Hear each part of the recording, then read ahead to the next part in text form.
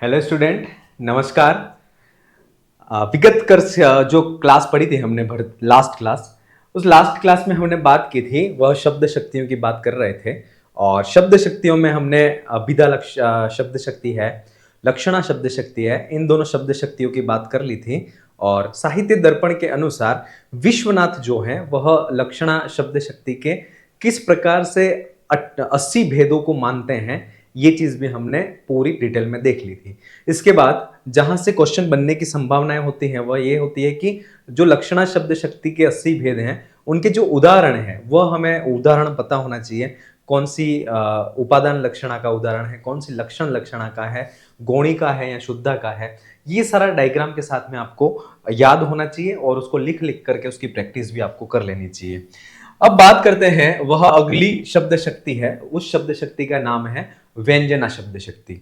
व्यंजना शब्द शक्ति जो है वह अभिधा शब्द शक्ति, लक्षणा शब्द शक्ति, इन दोनों शब्द शक्तियों के अपने अपने अर्थ को उपस्थापित करने के बाद जब क्षीण हो जाती हैं, उसके बाद जो एक विशिष्ट अर्थ को उपस्थापित करती है वह शब्द शक्ति है व्यंजना शब्द शक्ति। क्लियर?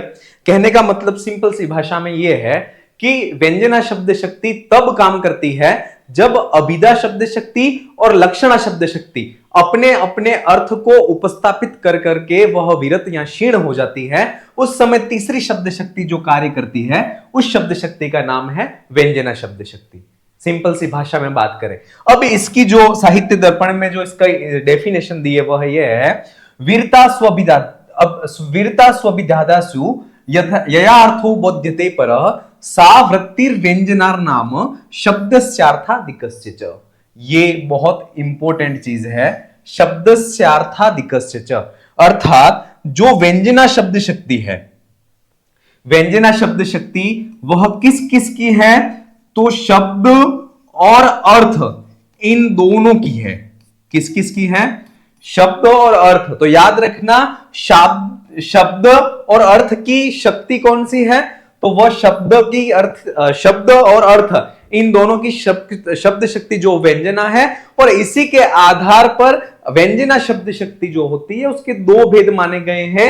एक तो होती है शाब्दी व्यंजना और दूसरी जो व्यंजना का प्रकार है वह आर्थी व्यंजना है ना। ये इसी के आधार पर, अर्थात शब्द के आधार पर जो व्यंजना होती है उसे शाब्दी व्यंजना, अर्थ के आधार पर जो व्यंजना जहां पर होती है उसे आर्थी व्यंजना कहा गया है। इसकी डेफिनेशन अपन देखते हैं कि अभिधा आद्यासु, अभिधा आद्यासु माने जो अभिधा शब्द शक्ति है, इन अभिधा शब्द शक्ति इन सबकी वीरतासु, अभिधाद्यासु वीरतासु, अर्थात अभिधा शब्द शक्ति है, लक्षणा शब्द शक्ति है, इन शब्द शक्तियों के वीरतासु अर्थात विरत हो जाने पर, क्षीण हो जाने पर, जब अभिधा शब्द शक्ति है, लक्षणा शब्द शक्ति है, अपने अर्थ को उपस्थापित करके वह क्षीण हो जाते हैं, विरत हो जाते हैं, हट जाते हैं। इसके बाद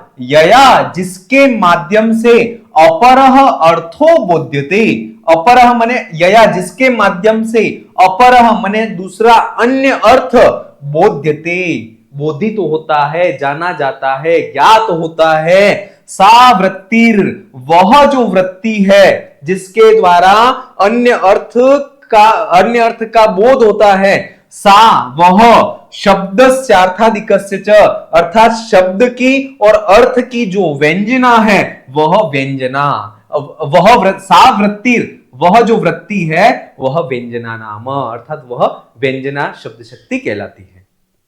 एक बार इसको फिर से देखें कि अभिधा आद्यासु वीरतासु, अभिधा शब्द शक्ति आदि के वीरतासु अपने अर्थ के को उपस्थापित करने के बाद विरत हो जाने पर, यया जिसके माध्यम से, अपरह अर्थो बोध्यते दूसरा अन्य अर्थ जो है वह बोधित होता है, ज्ञापित होता है, बोध होता है, सा वह शब्द और अर्थ की वृत्ति जो है वह व्यंजना नाम, व्यंजना शब्द शक्ति कहलाती है।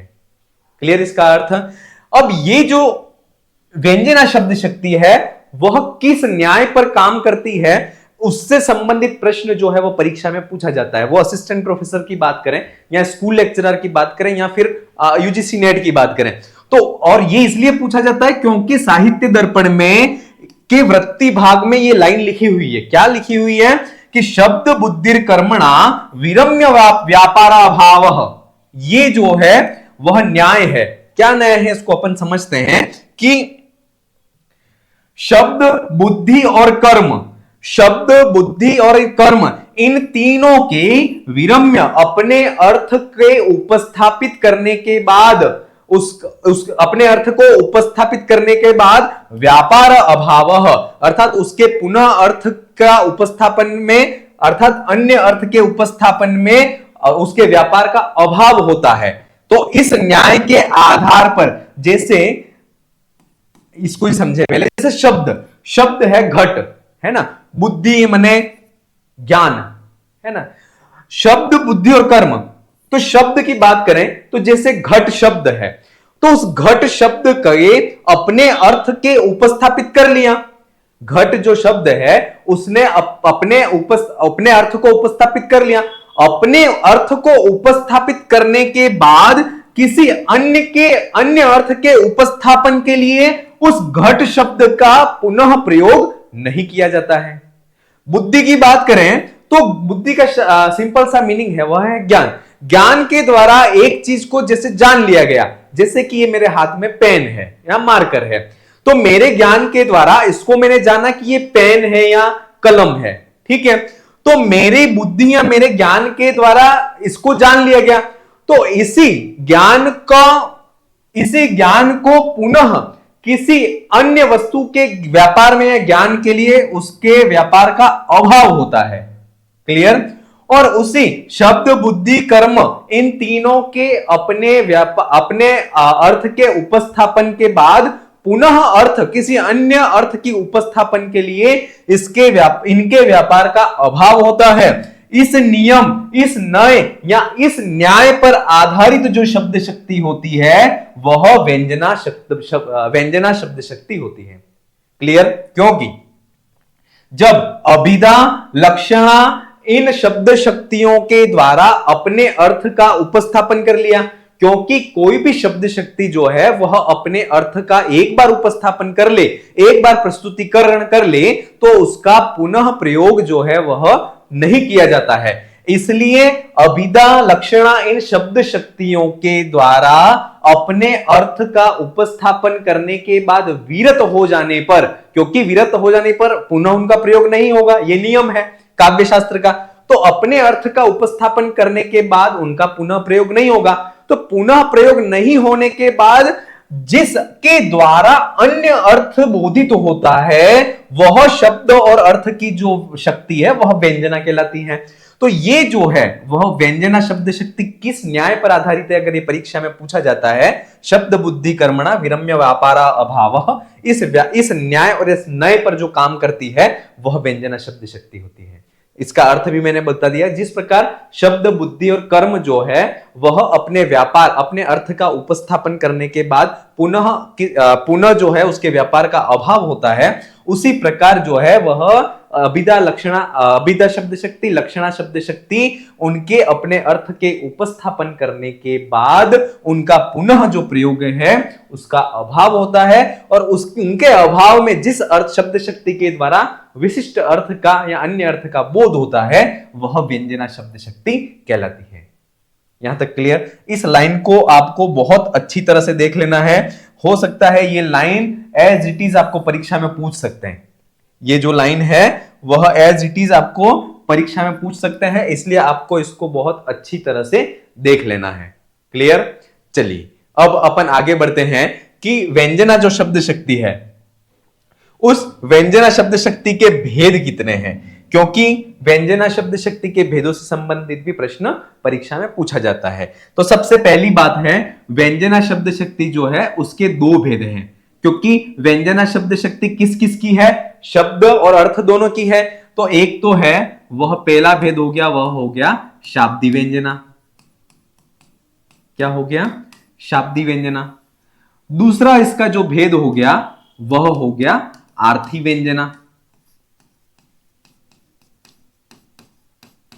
क्लियर? पहला भेद तो हो गया शाब्दी व्यंजना, दूसरा जो भेद इसका हो गया वह हो गया आर्थी व्यंजना। अब शाब्दी व्यंजना जो है, शाब्दी व्यंजना जो है वह उसके भी जो है वह दो भेद हो जाते हैं। पहला तो इसका भेद है वह है अभिधामूला शाब्दी व्यंजना, अभिधामूला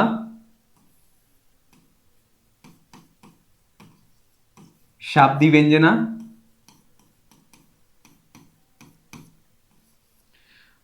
दूसरा जो इसका भेद है वह है लक्षणामूला शाब्दी व्यंजना। अभिधामूला शाब्दी व्यंजना और दूसरा जो इसका भेद है वह है लक्षणामूला शाब्दी व्यंजना। क्लियर यहां तक? अब हम जो बात करते हैं अभी आर्थी व्यंजना की बात अपन यहां पर नहीं करते हैं। अपन जो आज बात करेंगे वह शाब्दी व्यंजना, और शाब्दी व्यंजना में भी जो अभिधामूला शाब्दी व्यंजना है इसकी बात अपन करते हैं कि अभिधामूला शाब्दी व्यंजना किसको कहते हैं, इसके उदाहरण क्या हैं, क्योंकि इसके जो 14 अर्थ नियामक हेतु हैं जो कि भर्तृहरि ने कहे हैं, उन 14 हेतुओं के जो उदाहरण हैं वह परीक्षा में डेफिनेट, आप पिछले प्रीवियस ईयर के पेपरों को देखोगे या यूजीसी नेट के पेपरों को देखोगे तो वहां पर आपको इनके क्वेश्चन मिलेंगे ही मिलेंगे। इसलिए इसको अपन आज की क्लास जो है उसमें अपन अभिधामूला जो शाब्दी व्यंजना है उसको समझते हैं। ठीक है, चलिए आगे बढ़ते हैं। अभिधामूला जो व्यंजना है वह कहते किसको है? देखिए अपन जो पढ़ रहे हैं वह साहित्य दर्पण पढ़ रहे हैं, और साहित्य दर्पण की एज इट इज जो वृत्तियां हैं, जो उसकी कारिकाएं हैं, वहां से एक एक चीज को अपन पढ़ रहे हैं ताकि एग्जामिनर कहीं से भी क्वेश्चन बनाए। देखिए सारी चीजें जो है वह पढ़ लेंगे तो कहीं से हमें कोई भी कंफ्यूजन रहेगा ही नहीं, क्योंकि सारी चीजें हम पढ़ के जा रहे हैं। अगर आप ये करते हैं कि इंपॉर्टेंट पढ़ के चले जाते हैं एग्जाम में, तब अपने अंदर एक डाउट रहता है कि क्या पता जो पढ़ा है वो आएगा या नहीं आएगा, या हमने छोड़ दिया है वह कहीं पूछ ले। क्योंकि एक चीज ध्यान रखना कि पढ़ना क्या है वो जानना बहुत जरूरी है, क्योंकि हमेशा क्या होता है बच्चा पढ़ना क्या है उसको पता नहीं चलता। वो जैसे ही कंपटीशन एग्जाम्स की तैयारी करता है, मार्केट में जाता है, कोई गाइड ले आता है, उस गाइड में 1000 पत्ते हैं तो वो स्टार्ट से लास्ट तक 1000 पत्तों को कंटिन्यू वो रटता रहता है, लेकिन उसमें सब कुछ नहीं पढ़ना है। कुछ चीजें ऐसी हैं जो छोड़ देनी है क्योंकि वो परीक्षा में पूछी नहीं जाती हैं। इसलिए हमें ये पहले देखना है कि वो जो क्या चीजें इंपॉर्टेंट है और क्या परीक्षा में पूछी जाती है, और इसका आप इसको तभी पहचान पाओगे जब आप प्रीवियस ईयर के पेपरों को देखोगे। इसलिए प्रीवियस ईयर के पेपरों को भी अपन हमें देखना है। चलिए अभिधामूला लक्षणा की बात कर रहे हैं, अभिधामूला व्यंजना, इससे पहले इसके अभिधामूला शाब्दी व्यंजना, लक्षणामूला शाब्दी व्यंजना। अब अभिधामूला व्यंजना की बात करें, अनेकार्थस्य शब्दस्य संयुगाद्यैर् नियंत्रिते एकत्रार्थे अन्यधिर हेतुर व्यंजना साबिताश्रया। बहुत अच्छी बात है। अब यहां पर कहते हैं, क्या कहते हैं कि अनेकार्थस्य शब्दस्य अनेकार्थस्य, जब एक शब्द, जैसे आपको पता होगा कि एक ही शब्द जो है वह कहीं अनेक अर्थ को लिए हुए होता है। जैसे अपन हरि शब्द की बात करें तो हरि जो है वह विष्णु का भी वाचक है, कपि का भी वाचक है, और भी न जाने कितने अर्थ उसमें उससे निकलते हैं। ठीक है, तो उस अनेकार्थस्य शब्दस्य, जब अनेकार्थक जो शब्द है वह संयोग नियंत्रित, संयोग आदि के माध्यम से एकत्रार्थे अन्यधिर हेतु व्यंजना साबिताश्रया, अर्थात अनेकार्थक जो शब्द है वह अनेकार्थक शब्द जब संयोग आदि हेतुओं के माध्यम से एक अर्थ में नियंत्रित हो जाता है, जिसके माध्यम से वह जो शब्द शक्ति है वह अभिधामूला व्यंजना कहलाती है, वह अभिधामूला शाब्दी व्यंजना शब्द शक्ति कहलाती है। क्लियर? कहने का मतलब यह है कि अनेकार्थक शब्द जो है ना, जब भी वाक्यों में अनेकार्थक शब्द का प्रयोग हो रहा है तब हम ये कंफ्यूजन हो जाते हैं कि अब यहां पर विष्णु का अर्थ क्या लेना है, मकर ध्वज का अर्थ क्या लेना है। तो वहां पर क्योंकि कहा है भर्तृहरि ने, यह कहा है कि जब अनेकार्थक शब्द जो होते हैं उन अनेकार्थक शब्दों का जब प्रयोग वाक्यों में हो रहा है, तो अनेकार्थक शब्दों का वाक्यों में प्रयोग होने पर भर्तृहरि ने 14 हेतु बताए हैं उनके नियामक, उनके नियंत्रण के लिए। उन 14 हेतुओं के माध्यम से अनेकार्थक जो शब्द है वह एक अर्थ में नियंत्रित हो जाता है। क्लियर? चलिए तो एक बार इसको देखें कि जब अनेकार्थक जो शब्द है वह संयोग आदि के माध्यम से, संयोग आदि, यहां पर संयोग आदि है ना, संयोग आदि अर्थात संयोग के साथ में 14 और हेतु हैं, संयोग, विप्रयोग, साहचर्य, विरोधिता, अर्थ प्रकरण, लिंग, है ना, ये संयोग आदि। तो संयोग आदि के माध्यम से, संयोग आदि का मतलब है 14 हेतु। 14 हेतु कौन है, कौन से, वो अपन अभी देखेंगे। तो अनेकार्थक शब्द जो है वह संयोग आदि के माध्यम से एक अर्थ में नियंत्रित हो जाते हैं, और ऐसे एक अर्थ में नियंत्रित होने वाले हेतुओं का प्रयोग जहां पर हो वह जो व्यंजना कहलाती है वह अभिधाश्रया या अभिधामूला व्यंजना कहलाती है। क्लियर यहां तक? चलिए इसका अर्थ अगर आप लिखना चाहें तो लिख सकते हैं, लिख लीजिएगा कि अनेकार्थक जो शब्द हैं वह संयोग आदि नियामक तत्वों के, संयोग आदि नियामक 14 तत्वों के माध्यम से या 14 नियामक नियंत्रित, जो नियंत्रण करने वाले जो तत्व है उनके माध्यम से एक अर्थ में नियंत्रित हो जाते हैं। ऐसी जो व्यंजना है वह अभिधामूला व्यंजना कहलाती है। क्लियर? और ये चीजें आपको नोट्स में भी मिल जाएंगी। अब अर्थ नियामक हेतु, अब वो जो भर्तृहरि ने बताया ना संयोगाद्य नियंत्रित, संयोग आदि जो है तो वो हमें ये पता होना चाहिए कि 14 हेतु कौन से हैं, क्योंकि ये चीज आप याद कर लेना कि आपको इन 14 हेतुओं के प्रश्न, इन 14 हेतुओं से संबंधित जो प्रश्न है वह डेफिनेट परीक्षा में यहां से पूछा जाएगा। 14 हेतु और हेतुओं के साथ में उसके जो उदाहरण हैं। क्लियर? एक एक चीज को अपन बहुत अच्छी तरह से समझ लेंगे ताकि कहीं पर भी कोई दिक्कत नहीं आए। चलिए, संयोगो विप्रयोगश्च साहचर्य विरोधिता अर्थ प्रकरणम लिंगम शब्दस्यान्यस्य सन्निधि सामर्थ्यमोचिति देश कालो व्यक्ति स्वरादयः शब्दस्यार्थन नवच्छेदे विशेष स्मृति हेतव। क्लियर? क्या क्या है अब देखिए, संयोग, विप्रयोग, साहचर्य, विरोधिता, ठीक है, अर्थ प्रकरणम, लिंगम, शब्दस्य अन्य सन्निधि, सामर्थ्य, औचिति, देश, काल, व्यक्ति, स्वरादय, स्वर आदि।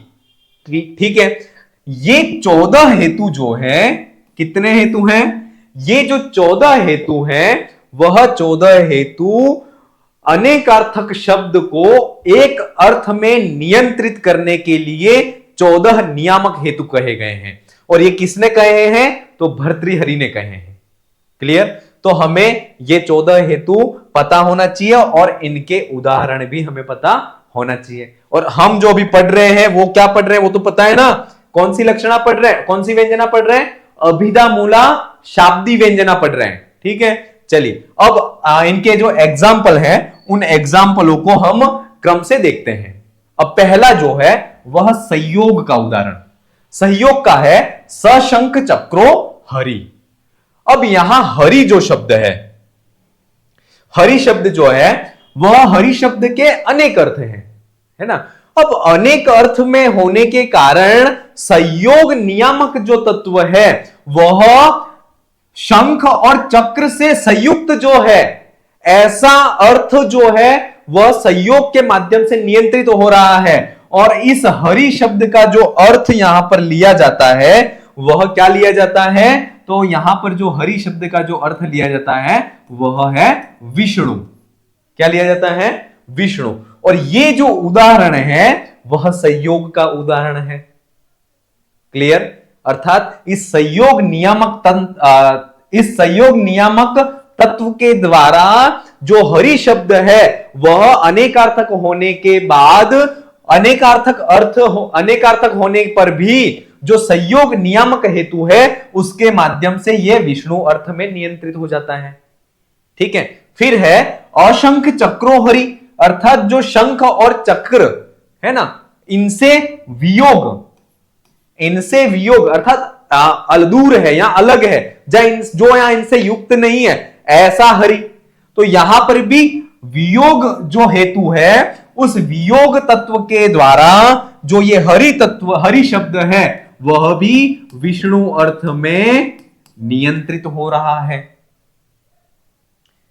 अगला है साहचर्य। साहचर्य का मतलब होता है कि साथ में रहना। भीमार्जुनो, अब यहां पर सॉरी, भीमार्जुनो अर्थात पांडव भीम और अर्जुन। अर्जुन का शब्द जो है वह अनेकार्थक है। अर्जुन का अर्थ जो होता है वह होता है पांडव, जो पांडव वीर अर्जुन है वह भी होता है, या फिर एक अर्जुन का जो है वह वृक्ष विशेष भी होता है। तो अब यहां पर यह कैसे पता चले कि यहां पर जो है वह पांडव पुत्र, पांडव वीर जो अर्जुन लेना है अर्थ, या फिर इसका अर्थ जो है वह हमें वृक्ष विशेष लेना है।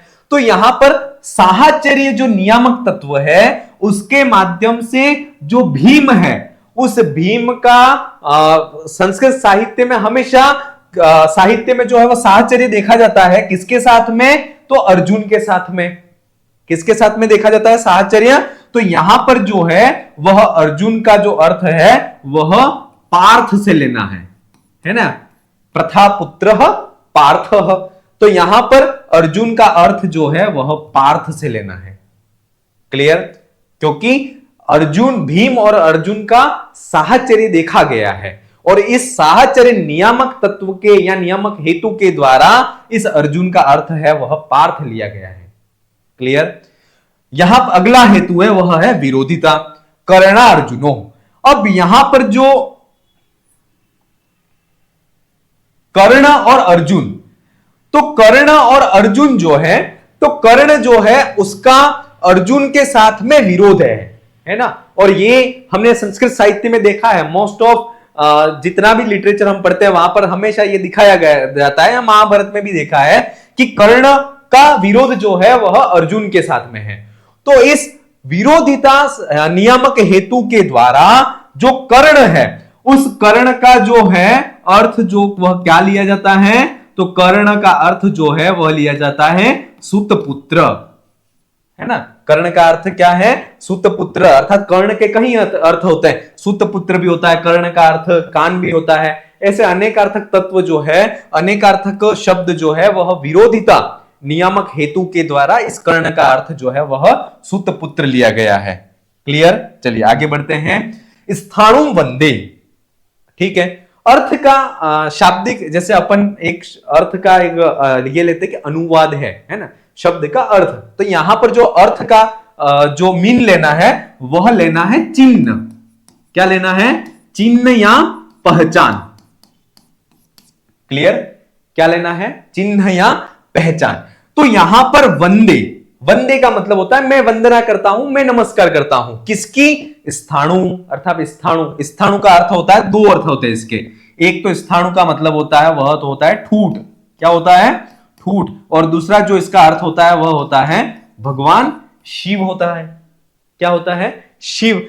तो यहां पर जो है वह स्थाणु वंदे, तो वंदे जो चिन्ह है ना, वंदे चिन्ह या पहचान, इसके आधार पर, इस चिन्ह के आधार पर, वंदना रूपी चिन्ह के आधार पर, क्या उसके पहचान के आधार पर इस स्थाणु जो शब्द है, उस स्थाणु शब्द का अर्थ अपन क्या लेते हैं, तो स्थाणु पद का जो अर्थ लेंगे वह लेंगे स्थाणु इति शिवः।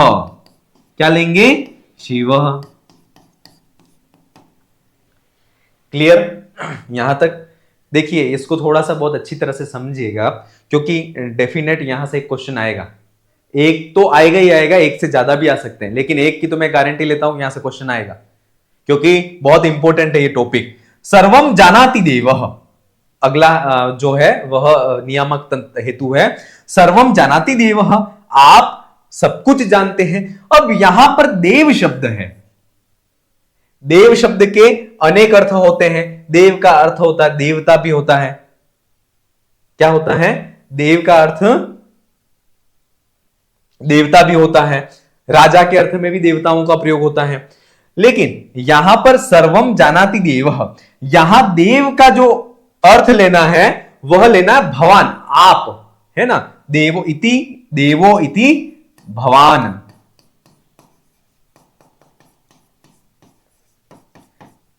देवो इति भवान, अर्थात आप अर्थ में इस देव शब्द का अर्थ जो है वह क्या लेना है, आप माने राजा के अर्थ में कह सकते हैं, लेकिन जो साहित्य दर्पण में शब्द दिया है वह भगवान ही दिया है। तो सर्वम जानाति देवः देवो इति भवान इत्यर्थे, इस अर्थ में प्रकरण नियामक हेतु के द्वारा ये शब्द देव है वह नियामक या नियंत्रित हो रहा है। अगला है कुपितो मकरध्वजः, कुपितो मकरध्वजः। अब यहां पर देखिए मकरध्वज जो है उसके दो अर्थ होते हैं। क्या क्या होता है, मकरध्वज का एक तो होता है कामदेव अर्थ होता है, क्या होता है, कामदेव अर्थ होता है। दूसरा अर्थ जो होता है वह होता है समुद्र होता है, ठीक है। लेकिन कुपितो मकरध्वज, कुपित माने क्रोध, क्रोध करना जो है वह लिंग किसका पहचान है, किसका, कौन करता है, सजीव करता है निर्जीव करता है। क्या कभी समुद्र जो है वह क्रोध कर सकता है, अपन वास्तविकता की बात कर रहे हैं, वैसे उपमा और उपमेय की बात करें, विशेष विशेषण की बात करें तो वहां पर कर सकता है, लेकिन वास्तविकता की जब बात करते हैं तब क्या समुद्र जो है वह कुपित क्रोध करता है, नहीं करता है। तो कामदेव जो है, कामदेव, तो मकरध्वज यहां पर है, उस मकरध्वज का अर्थ क्या होगा, तो यहां पर जो मकरध्वज का अर्थ होगा वह होगा कामदेव, मकरध्वज इति कामः, मकरध्वज इति कामः, या कामदेव कर सकते हैं, क्लियर, कामदेव या कामः।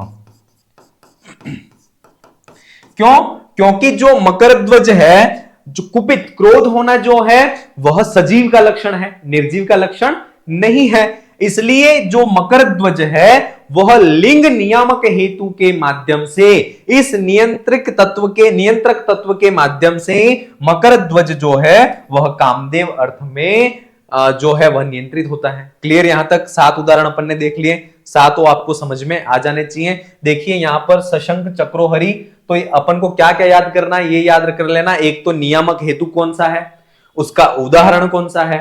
एग्जामिनर और डीप में चले जाए तो यहां पर जो है वह जो ये शब्दों के अर्थ बताए ना, भीमार्जुनो इत्यत्र, भीम पदस्य अर्थ किम, तो पार्थः। यहां पर कर्णार्जुनो इत्यत्र, कर्ण शब्दस्य अर्थ किम, तो कर्ण सुतपुत्रः, ठीक है। स्थाणु वंदे, स्थाणु इति पदस्य अर्थ किम, शिवः। ये चीज आपको बहुत, अपन जो पढ़ रहे हैं वो बहुत डीप में जाकर के पढ़ रहे हैं, है ना। और अगर आप देखिए, ये मेरा पर्सनल अनुभव है, और संस्कृत एक ऐसा सब्जेक्ट है, पोस्टें बहुत कम आती हैं, कट ऑफ बहुत हाई जाती है, स्टूडेंट बहुत ज्यादा बैठते हैं। अगर आप इस लेवल की तैयारी को नहीं करेंगे तो कहीं ना कहीं आपको अगली भर्ती का इंतजार करना पड़ेगा, क्योंकि बच्चों के बहुत सी बार एग्जाम होने के बाद फोन आते हैं, सर ये पेपर तो हमारा बिगड़ गया, नहीं हुआ सर, अब अगली भर्ती कब आएगी, है ना। तो आप, मैं यही चाहूंगा कि अपन को भी वो अगली भर्ती का इंतजार नहीं करना पड़े। अगर आप इसी लेवल की तैयारी को करोगे तो डेफिनेट सिलेक्शन हो जाएगा। चलिए अपन आगे और बढ़ते हैं। शब्दांतर सानिध्य, अगला जो हेतु है वह शब्दांतर सानिध्य। अब शब्दांतर सानिध्य का अर्थ यह होता है कि जब अनेकार्थक शब्द किसी शब्द के सानिध्य में आता है, तो उस जिस शब्द के सानिध्य में आ रहा है उस शब्द के सानिध्य के आधार पर उसका अर्थ लगा लिया जाता है, ठीक है। जैसे देव पुरारी, है ना, देव पुरारी। अब यहां पर देव पुरारी जो है वह देव शब्द के साथ में पुरारी पद आ रहा है ना। तो देव जो है उसके एक तो पुरारी का मतलब यह होता है कि पूर नामक जो राक्षस है उसको पूरों के शहर का जो नाश करने वाला है उसको कहते हैं पुरारी, ठीक है ना। पूर जो शत्रु है उसका जो नाशक है उसको पुरारी कहते हैं। लेकिन यहां पर जो देव शब्द है उस देव शब्द के सानिध्य के आधार पर जो पुरारी शब्द है, पुरारी शब्द का जो अर्थ लेंगे वह शिव लेंगे। क्या लेंगे, पुरारी इति शिव। पुरारी इति शिवः। क्लियर। अगला है मधुना मत्त पिकः। मधुना मत्त पिकः। अब यहां पर मधु जो है, उस मधु पद के अनेक अर्थ हैं, है ना। मधु का आपने सुना होगा शहद भी होता है, मधु का मतलब होता है मधु के साथ में मधु का अर्थ वसंत ऋतु भी होता है, और भी मधु शब्द के बहुत अर्थ होते हैं।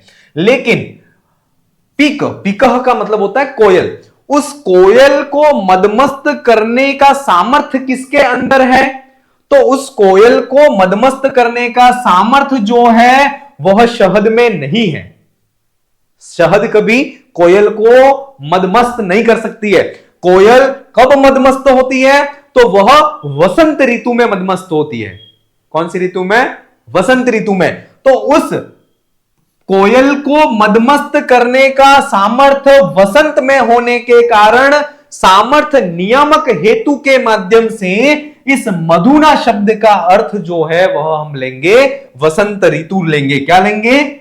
मधुना इति, मधुना इति वसंतः।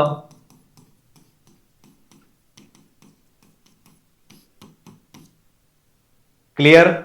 चलिए, पातु वो दैतामुख, औचित्य का उदाहरण है। औचित्य भी कहीं कहीं लिखा हुआ आता है। पातु वो दैतामुख, अर्थात दैता का जो मुख है वह हमारी रक्षा करे, है ना। दैता का जो मुख है वह हमारी रक्षा करे। तो यहां पर जो मुख है ना, उस मुख का अर्थ है सामुख्य। मुखम इति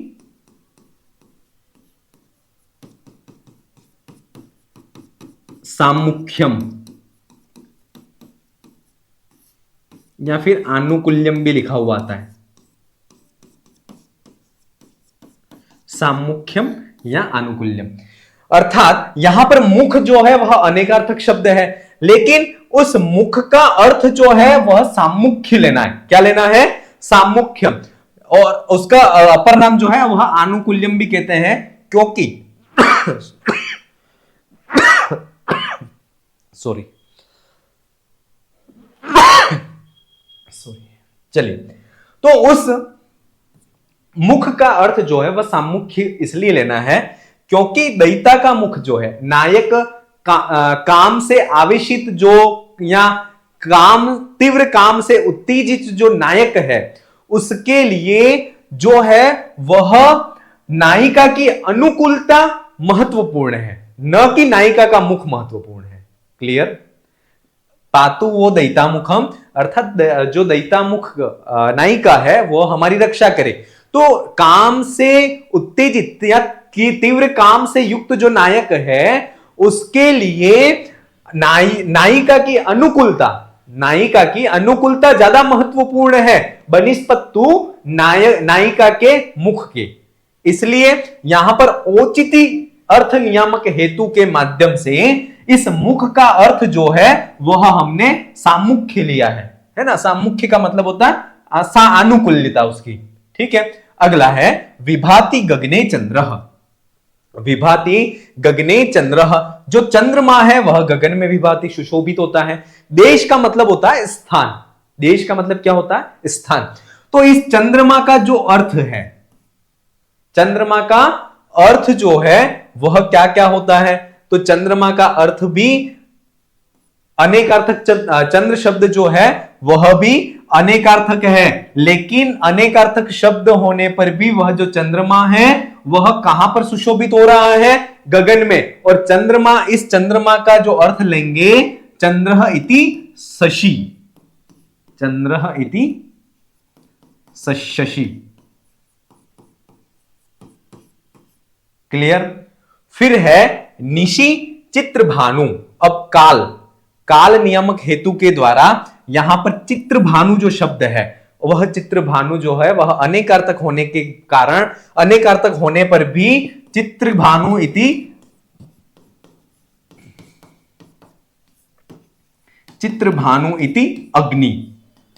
अग्नि अर्थ में नियंत्रित हो जाता है। चित्रभानु जो है, उस चित्रभानु शब्द का अर्थ होता है, एक तो चित्रभानु का अर्थ होता है वह होता है सूर्य भी होता है और दूसरा होता है अग्नि भी होता है। लेकिन निशी, रात्रि में चित्रभानु, रात्रि में चित्रभानु अर्थात उस चित्रभानु का अर्थ रात्रि के अर्थ में, काल के अर्थ में क्या प्रयोग होगा? तो रात्रि में सूर्य, तो इसका अर्थ हो नहीं सकता है क्योंकि रात्रि में सूर्य का उदय नहीं होता है। इसलिए इस निशी, रात्रि की बात चल रही है तो काल की बात चल रही है, और इस काल के आधार पर इस चित्रभानु शब्द का जो अर्थ लेंगे वह लेंगे अग्नि लेते हैं। क्या लेते हैं? अग्नि। अगला है भाति रथांगम। अब यहां पर रथांगम जो अनेकार्थक शब्द है वह नपुंसक लिंग का शब्द है। किस लिंग का शब्द है? और रथांगम नपुंसक लिंग का शब्द होने के कारण ये जो रथांगम है इसका जो अपन लेंगे अर्थ, वह लेंगे चक्र अर्थ लेंगे। क्या लेंगे? चक्र अर्थ। और ये अगर रथांगम जो शब्द है वह अगर पुल्लिंग का होता है ना, रथांग होता, तो उस रथांग शब्द का जो अर्थ है वह हम लेंगे, वह लेंगे चक्रवाक लेंगे। क्या लेंगे? चक्रवाक। लेकिन यहां पर व्यक्ति का मतलब होता है लिंग, स्त्रीलिंग है, पुल्लिंग है, नपुंसक लिंग है, ठीक है। तो इस रथांगम जो शब्द है उसका अर्थ हम लेंगे चक्र, और इसका चक्र इसलिए लेते हैं क्योंकि ये नपुंसकत्वात्, अर्थात ये जो शब्द है वह नपुंसक लिंग में होने के कारण इसको चक्र शब्द लेते हैं, चक्र अर्थ लेते हैं। और ये जो है वह किसका उदाहरण है? व्यक्ति का उदाहरण है। अगला जो नियामक हेतु है वह स्वर, ठीक है। स्वरों के आधार पर अर्थ नियामक के हेतुओं का जो प्रयोग है वह वेदों में प्रयोग होता है, काव्य शास्त्रीय ग्रंथों में या साहित्य में इनका प्रयोग, अर्थात इस नियामक हेतु का प्रयोग वेदों में ही प्रयोग होता है, इसलिए इसका उदाहरण नहीं दिया गया है। क्लियर?